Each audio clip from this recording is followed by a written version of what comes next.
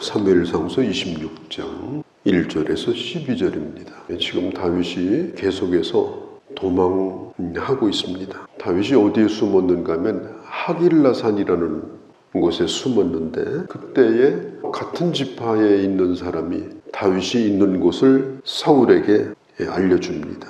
그래서 사울이 군사 3,000을 거느리고, 그것도 정규군입니다, 이 다윗을 잡기 위해서 다윗이 있는 하길라산으로 와서 산 그 길가에다가 진을 치고 있습니다. 그때 다윗은 숨어가지고 전부 봅니다. 사울이 지금 어디에 있는지, 지금 몇 명이나 왔는지, 정확하게 그걸 다 파악을 합니다. 오늘 성경에도 보니까 원형으로 진을 치고, 그리고 그 가운데에 군대장관 아브넬과 함께 백성들 가운데 사울이 누워있는 것까지 지금 정확하게 다 파악을 합니다. 그 다윗이 두 장수가 있었는데 아히멜렉과 아비새가 있었어요. 그들에게 말합니다. 내가 지금 사울의 진영으로 갈 텐데 한 사람만 필요하다. 너희들 중에 나를 따르겠냐? 이렇게 말하니까 그때 아비새가 가겠다고 이야기를 합니다. 이 아비새가 다윗을 따라서 이제 갑니다. 이 결단이 필요하죠. 3,000명의 군인이 있는데 다윗 자기가 직접 간다. 얼마나 위험한 일이에요. 왜 이렇게 무모한 결단을 했을까? 정말 사울을 죽이려고 했을까? 이 다윗에게는 원칙이 있었습니다. 그게 뭐냐면 하나님의 기름 부음 받은 자를 절대로 손대면 안 된다. 함부로 대하면 안 된다. 그런 원칙이 다윗에게 있었고, 다윗은 그 원칙을 한 번도 허문 적이 없었습니다. 그렇게 하고 살았던 사람인데 오늘 이렇게 몰래 지금 찾아가고 있어요. 다윗은 사울을 두려워했어요. 다윗이 사울을 만만하게 본 게 아닙니다. 다윗은 사울을 죽일 의사가 없다. 사울과 싸울 의사가 없다. 나는 반역을 한 것이 아니다. 그걸 사울에게 분명하게 전해주려고 그 진영에 찾아갔어요. 가보니까 다 잠이 들었고, 그 아브넬도 잠이 들었는데 바로 옆에 사울이 누워있는데 사울도 잠이 들고, 거기에 물주머니 하나하고 창이 땅에 꽂혀 있습니다. 참 잠들어 있으면 죽은 거나 똑같죠. 잠들어 있으면 무방비입니다. 그러니까 아비새가 다윗에게 주장을 합니다. 한 번만 찌르면 됩니다. 8절에 두 번도 아닙니다. 소리도 안 내고 사울을 처치할 수 있습니다. 직접 하지 말고 저에게 얘기만 해주시면 됩니다. 이 아비새가 요청을 해요. 참, 사울이 죽으면 다윗은 그날부로 왕이 될 수 있어요. 8절에 보니까 아비새가 사울을 뭐라고 불러요? 당신의 원수, 이렇게 불러요. 당신의 원수. 원수를 죽일 기회를 하나님이 주셨다고 아비새가 그렇게 상황을 해석을 한 거예요. 그리고 당신이 직접 죽이지 않아도 내게 명령만 하면 내가 죽여주겠다. 아비새는 그런 유혹을 아주 강하게 느낍니다.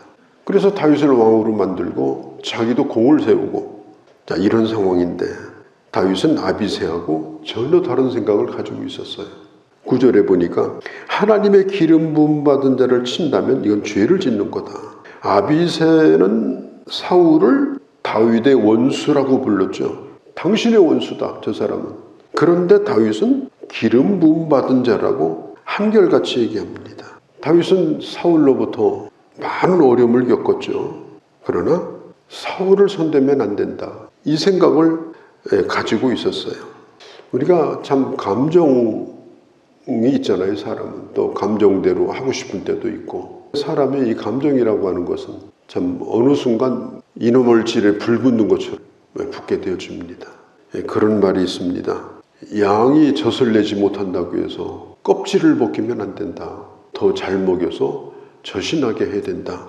그런 얘기가 있습니다. 오늘 이 다윗이 선택한 방법은 그런 것 같아요. 어떻게 하든지 이 사울을 설득하고 사울을 깨닫게 해서 잠깐 동안이라도 좀 제정신이 돌아오게 해서, 아, 내가 참 다윗에게 못할 짓을 했구나, 그렇게 하도록 스스로가 깨달을 수 있도록 감동을 주고 돌이키게 하려고 최선을 다한 것을 볼 수가 있습니다.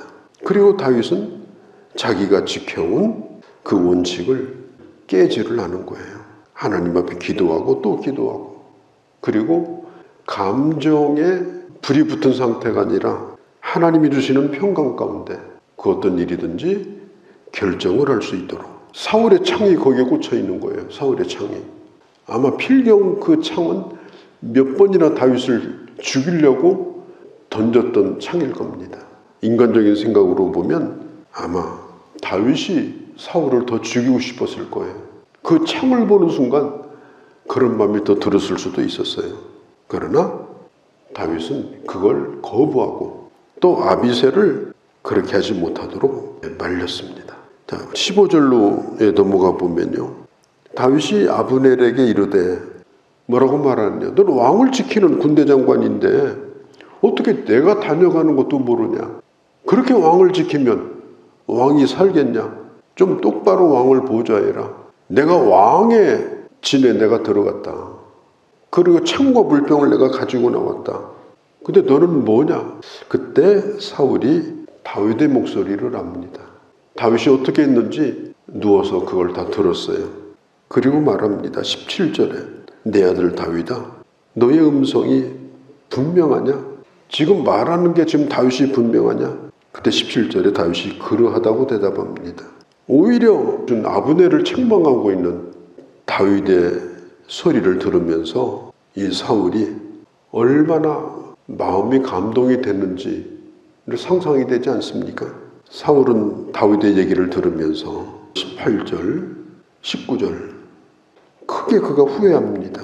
내가 저런 사람을 죽이려고 했다니 내가 도대체 어떻게 된 사람인가? 내가 도대체 어떻게 된 사람인가? 18절에 다윗이 사울에게 말합니다. 왕이여, 도대체 왕에게 나 다윗을 죽이라고 누가 그렇게 지금 부추기고 있습니까? 왕께서 기도하시다가 하나님이 그렇게 하라고 했다면 나를 죽여서 제물로 만드십시오. 그러나 그게 사람이었다면 그는 저주를 받을 겁니다. 20절에 보면은 그런즉 청하건대 여호와 앞에서 먼 이곳에서, 여호와 앞에서 먼 이곳에서, 이게 무슨 뜻이겠어요? 나도 자유롭게 하나님을 예배하고 싶고 하나님의 전을 찾고 싶고, 그런데 내가 지금 예배도 못 드리고 당신에게 쫓겨가지고 지금 이렇게 내가 살고 있지 않습니까? 그때 다윗이 불렀던 노래가 뭐예요? 하나님의 궁전에서 하나님의 전에서 지내는 하루가 세상의 첫날보다 낫다. 하나님의 성전에 기슬든 새가 나는 부럽다. 그렇게 하나님의 성전을 그리워하면서 갈급한 가운데 내가 지금 살고 있지 않습니까?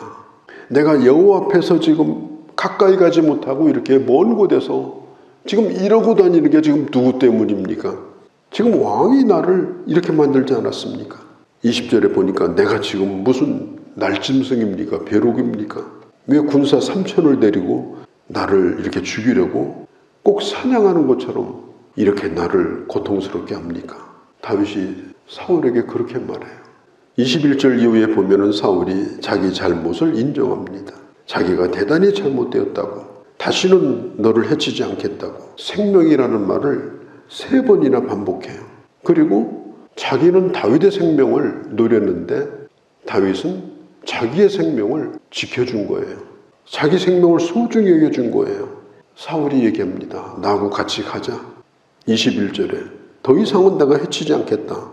아들 다윗아 돌아오라. 얼마나 자기가 어리석은 일을 했는지 고백을 합니다. 그러나 다윗은 사울을 쫓아가지 않습니다. 창과 물병만 돌려줍니다. 그러면서 다윗은 얘기합니다. 내가 당신의 생명을 소중히 여겼으니까 당신이 내 생명을 보장해 주는 게 아니고 하나님이 나를 지켜주실 것입니다. 오늘 여기 보면 다윗이 사울에게 살려달라고 구걸을 한다든지 사울의 눈치를 지금 본다든지 혹시라도 자기를 받아줄까 해서 어떤 기대를 가진다든지 그런 생각이 없었어요. 자기가 의지하는 하나님 한 분으로 충분했습니다.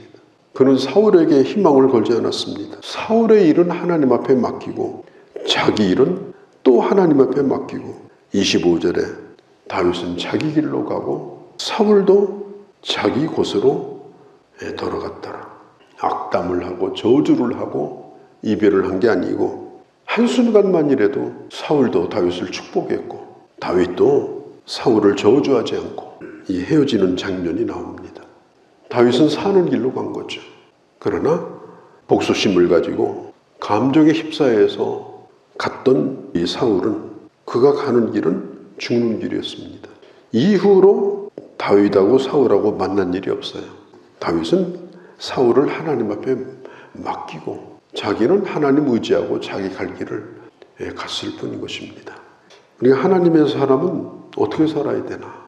돌아다니는 사람들이 다 폭탄이에요. 지금은 눈만 흘겨도 안 돼요. 누가 시비 걸면 잘못한 일이 없어도 잘못했다고 말하고 피하는 것이 상책인 세상입니다. 싸우면 내가 손해예요. 그런 세상을 지금 살고 있습니다. 이런 가운데 우리가 자꾸 상처를 받고 피해의식을 가지고 살기보다는 모든 걸 하나님 앞에 맡기고 하나님의 마음을 가지고 우리가 편안한 가운데 우리의 길을 걸어갈 수 있는 그런 주님의 사람들이 되어야 할 줄로 믿습니다. 거룩하신 우리 아버지, 오늘 다윗과 사울이 또 한 번 만났습니다. 다윗은 사울을 죽일 기회가 있었지만 다시 한번 그를 살려주고 자신의 진심이 뭐였는가 하는 자신의 의사만 전달을 하고 그리고 또 자기 길을 가고 있습니다. 하나님, 다윗처럼 그가 하나님의 마음을 가지고 원칙을 가지고 자기 길을 걸어갔던 것처럼 감정의 노예가 되지 않고 하나님의 사람이기를 잘 걸어감으로 하나님의 마음에 합한 자가 되어지고 하나님의 인정을 받고 하나님의 복을 받은 것처럼 아버지, 이렇게 어려운 세상 가운데서 또한 저희들도 지켜주셔서 하나님의 사람으로 잘 살아갈 수 있도록 저희들을 인도하여 주시옵소서. 우리 주 예수님의 이름으로 기도하옵나이다.